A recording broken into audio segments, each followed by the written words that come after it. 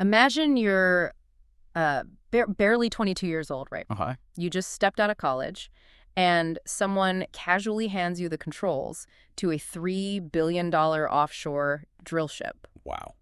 Yeah, that is intense. Right. You are tasked with piercing the ocean floor, navigating through, miles of shifting rock, and you're managing pressures that could easily crush a submarine. And you have to do all of that without making a single error. Exactly. I mean, it is an almost incomprehensible level of responsibility for someone that young. You are basically operating this invisible machine that dictates the entire pace of the modern world. And today is actually a day to recognize the exact people running that machine. So today is Monday, June 29th, 2026. Which is a very specific date for this field, yeah. It is. If you are listening in Brazil, this is officially Petroleum Engineers Day. It marks the anniversary of a 1973 resolution that formally recognized the profession. So we are jumping straight into this deep dive today. Yeah, we are looking at the hidden architecture of what it takes to actually build, retain, and manage petroleum engineer today. And we have a massive stack of source material we're pulling from for this. We've got academic study guides, corporate benefits documentation from the Society of Petroleum Engineers, and some really fascinating personal testimonials from engineering students. We even have Etsy listings for quirky engineer gifts, which are pretty funny. Yeah, those are great. And we're also looking at some intensely debated news reports on petroleum legislation coming out of Nigeria. Right. And the mission of this deep dive is really to unpack what it actually takes to be a petroleum engineer today. We want to move past the stereotypes. Exactly. We're looking at the brutal training, those highly lucrative corporate retention strategies, and, the massive geopolitical and environmental responsibilities these professionals shoulder. Because, as the author James A. Meishner once put it, scientists dream about doing great things, but engineers are the ones who actually do them. I really love that quote. I always think of them as the invisible architects of modern life. That's a good way to put it. You don't see them, but your morning commute, the supply chain stocking your grocery store, even the plastic in your medical devices, it all rests entirely on their exact calculations. Right, and we're going to explore how an individual transitions from just a student learning calculus to a decision maker handling billions of dollars in global assets.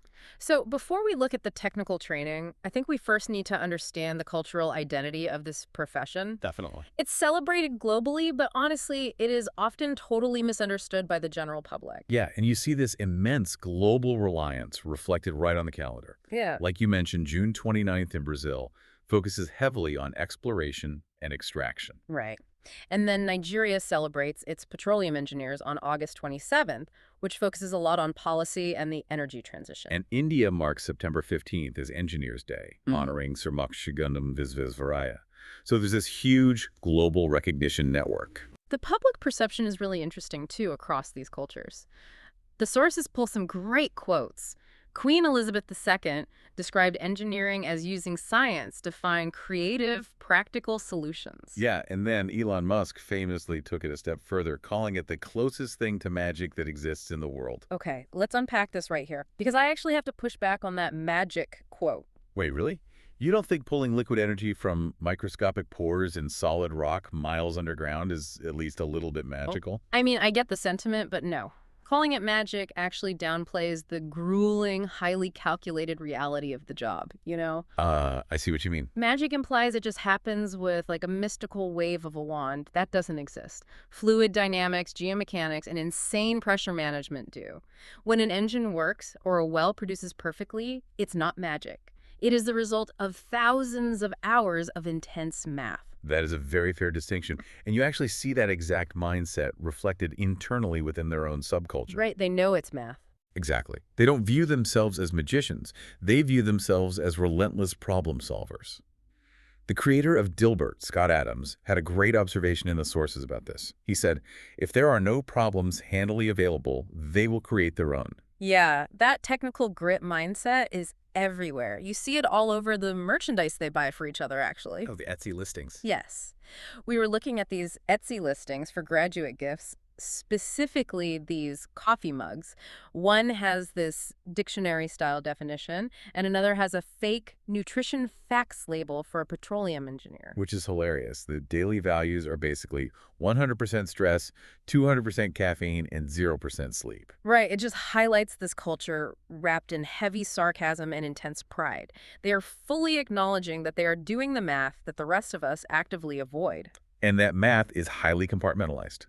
To really understand how they operate, you have to look at the 4 distinct core disciplines that make up the life cycle of a well. Okay, break those down for us. First, you have reservoir engineering. These are the people building complex digital models of underground rock formations. Their job is to predict how fluids will flow through rock miles beneath the earth to estimate what is actually recoverable. So they find it and they model it. Right. Then drilling engineering steps in to basically build the highway to it. They design and execute the wellbore construction. Dealing with extreme variables, I imagine. Oh, absolutely. Unpredictable weather, highly volatile ocean currents, unstable geological faults. It's wild. Once that highway is built, you hand it over to completions engineering. And this is arguably where the most intense physics comes into play, right? Yes. They design the interface between the well and the reservoir rock. Which involves hydraulic fracturing, doesn't it? It does. And that is not just pumping water into the ground. It is performing literal microsurgery on rock formations miles beneath your feet, using only sound waves, prop pants, and pressure readings to hold these microscopic fractures open. That is mind-blowing. It really is. And finally, production engineering takes over to optimize the flow over the life of the well. They manage the corrosive elements, maximize the output, and drive down costs. So we have this profession demanding literal earth-moving capabilities backed by flawless calculus. You don't just wake up knowing how to do this. No, definitely not. The academic architecture required to forge these minds is brutal. We're assuming you listening know these students are taking advanced calculus and physics. But the coursework quickly accelerates into applied geophysics, advanced rock properties, and complex geoprocessing. The academic filter is severe, which is exactly why financial inclusion initiatives are heavily highlighted in the industry documentation. Yeah, because the stress is already so high. Exactly. The cognitive load of this degree is so immense that if a student is worrying about making rent, they will likely wash out. Organizations like the SPE Gulf Coast section, or programs like Educa Mais Brazil offering up to 70% off tuition, they aren't just charities. Right, they're survival mechanisms for the talent pipeline. Precisely. You read the student testimonials in our sources, and this becomes immediately apparent.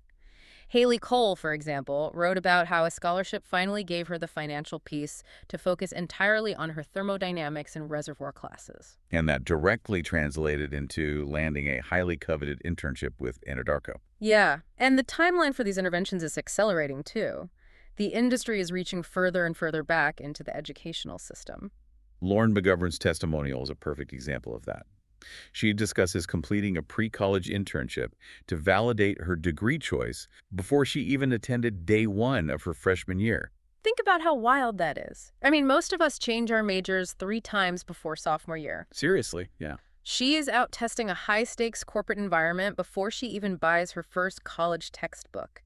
They need that early commitment because the learning curve is exceptionally steep. Take Miranda Jones, another student highlighted in the sources. Oh yeah, her story was crazy. She placed first in a student paper contest because she was already building integrated hydraulic fracture models while still taking undergraduate classes. Here's where it gets really interesting, though. Let's talk about those internships, because the documentation makes it clear this is not a traditional, shadow a manager and fetch coffee setup. Not at all. An engineering degree is basically just the driver's manual. The internship is being thrown behind the wheel of an 18-wheeler on an icy highway. They literally call it a 3-month interview. Yeah. These students are deployed directly to the field. They're wearing steel-toed boots, executing manual labor, establishing a professional brand, and deciding which of those 4 intense sub-disciplines they want to dedicate their lives to. So why does the industry front-load the pressure like this? Why push them so hard before they even graduate? It comes down to a metric called time to autonomy. The petroleum industry simply cannot afford to wait 2 years for a recent graduate to get up to speed. Because the stakes are too high. Right.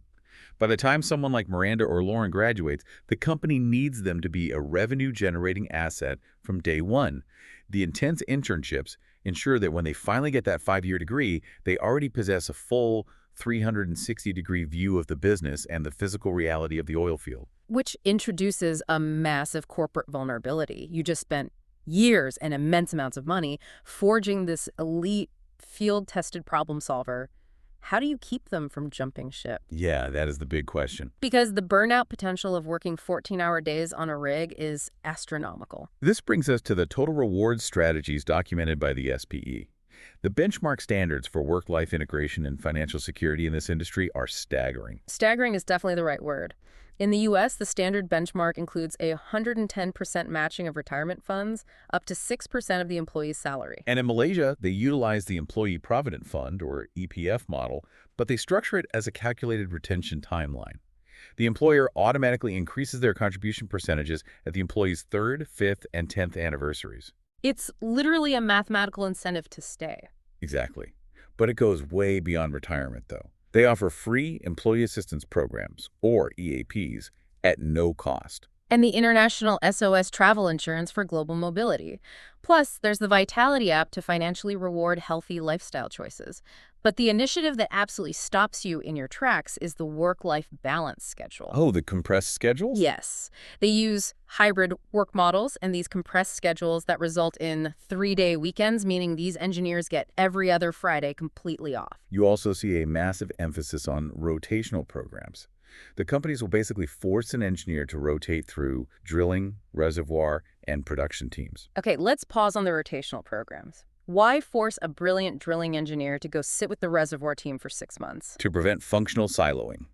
That kind of tunnel vision can destroy the net present value, or NPV, of a multi-million-dollar well. Well, if a drilling engineer is only focused on drilling the hole as fast and cheaply as possible to hit their own department's metrics, they might use a drilling mud that chemically reacts with the rock, permanently clogging the pores. Oh, wow. Yeah, and when they hand that well over to the production team, the oil won't flow. So the drilling team looks like heroes for finishing early, but the asset's overall value is completely ruined. Rotational mastery ensures the engineer understands that entire chain of consequences. Okay, I am looking at all of this. The 110% financial matching, the 3-day weekends, the global wellness tracking, and I have to ask the cynical question. Go for it. Are companies offering these incredible perks simply because they generously value their employees? Or is this actually a sophisticated form of risk mitigation? Are these just golden handcuffs designed to prevent a catastrophic mass exodus due to burnout? What's fascinating here is that it's fundamentally a safety mechanism. Consider the environment. You are asking these professionals to manipulate highly explosive hydrocarbons under immense pressure. If you are exhausted, financially stressed about your mortgage, or sleep-deprived, your cognitive function drops. A spreadsheet error in a normal corporate office might cost a client some money. An engineering error on a deepwater drill ship causes a multi-billion-dollar global catastrophe and costs lives. So giving an engineer a 3-day weekend isn't a perk. It is cheap insurance for the company. You are paying for their mental acuity. Precisely. You are buying their focus. And the strategy is highly effective. The corporate data shows a distinct rejoining phenomenon. Really? They come back? Yes. Employees might leave to try a tech startup, but the unique combination of complex problem-solving and immense structural support pulls them back. Many end up staying in the industry for 10 to 30 years. Okay, so we've established this highly lucrative, supportive, heavily insulated corporate bubble. But the reality is these engineers are not making decisions in a vacuum. No, they certainly aren't. A reservoir model finalized on a laptop in a comfortable hybrid work home office in Houston directly alters the macroeconomic reality of a community on the other side of the planet. We have to look at the immense geopolitical weight of this industry, specifically the situation in Nigeria detailed in the analysis. The contrast there is stark. Over the last 6 decades, the Nigerian oil industry has generated over $400 billion from crude oil extraction. That's a massive amount of wealth. It is. Yet, the regions where this extraction occurs remain home to some of the most impoverished populations globally. The documentation points out a specific failure of infrastructure development, too. Between 2001 and 2021, approximately $40 billion was funneled through the Niger Delta Development Commission, the NDTC. But there's a glaring lack of positive impact. Right. And the material contrasts this directly with the United Arab Emirates, where a similar influx of oil wealth was leveraged to completely transform the nation's infrastructure and diversify the economy. Within the industry's own literature, this is referred to as the tragedy of oil. We are, however, seeing a shift in how the intellectual leaders of the industry are responding to this tragedy. Take the August 27th celebration in 2021. It wasn't just a parade. No, it featured the launch of a massive 11-103-page compendium on oil and gas laws. It was written by 43 different academics, honoring industry icon Austin Averroes. Why does a massive legal textbook matter in this specific context? Because it represents a maturation of the profession. It signals a move away from the brute force mentality of just extracting the resource toward building a lasting intellectual and legal framework to ensure those resources are governed responsibly. You simply cannot engineer your way out of bad policy. And bad policy, or at least highly disputed policy, is exactly what they are grappling with right now. This brings us to the Petroleum Industry Act, or the PIA, in Nigeria. Which is heavily debated. Yes. Now, I want to make this explicitly clear to you listening. We are not endorsing a political stance here. Both of us are strictly unpacking the fierce debate happening within the industry's own legal and academic literature to show the immense ethical burden placed on these professionals. And that debate is incredibly heated. Legal experts, notably Kanyensola Ajayi, have heavily critiqued the PIA. One of the central controversies is the funding structure. Right. The act allocates just 3% of operating expenditures OPEX to the host communities. So what does this all mean? Let's break down why that 3% figure is causing such a massive fracture. The critique is that the massive proceeds from the oil sales are frequently used to develop non-oil producing areas.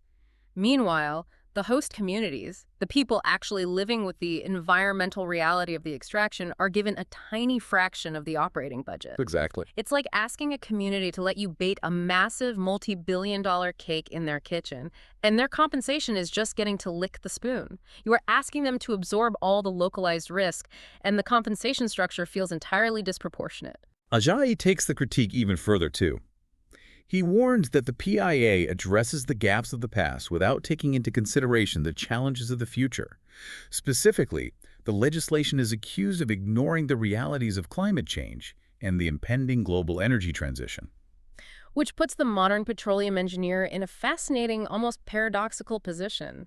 You survive the brutal academic filter, you master the microsurgery of completions engineering, you earn the golden handcuffs of corporate security. Only to realize your daily work sits at the absolute epicenter of the globe's most contentious environmental and ethical debates. Exactly. How does the industry expect an engineer to square that circle? If we connect this to the bigger picture, this is exactly why the concept of the future-proof engineer is emerging across academic literature. The mandate is fundamentally evolving. Evolving into what? Well, it is no longer just about maximizing extraction.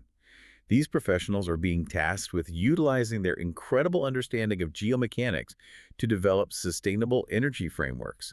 They are the ones engineering carbon capture and storage systems, attempting to mitigate emissions while still powering the global economy. It is a profession entirely defined by extremes. You have extreme academic pressure, extreme corporate rewards, and extreme global consequences. Yeah, that sums it up perfectly. We've covered a massive amount of ground today. We started with the global cultural identity of the engineer fueled by caffeine, sarcasm, and technical grit. We walked through the brutal 3-month interviews that act as the ultimate filter. We looked at the highly calculated corporate perks designed specifically to prevent multi-billion-dollar disasters. And finally, the heavy geopolitical realities in places like Nigeria. The overarching theme is that this invisible architecture is far more fragile and far more complex than simply turning a key in an ignition. So, tomorrow morning, when you start your car or you rely on a perfectly optimized global supply chain, take a second to consider the sheer amount of human capital required to make that moment seamless. Remember the invisible architects, those 18-wheeler internships, and the complex geopolitical web that made it possible. I would leave you with one final thought to consider on your own. We establish that the defining characteristic of an engineer is a relentless obsession with problem solving. Right. If the greatest existential problem of the 21st century is climate change, what is the role of the petroleum engineer in a post-oil world?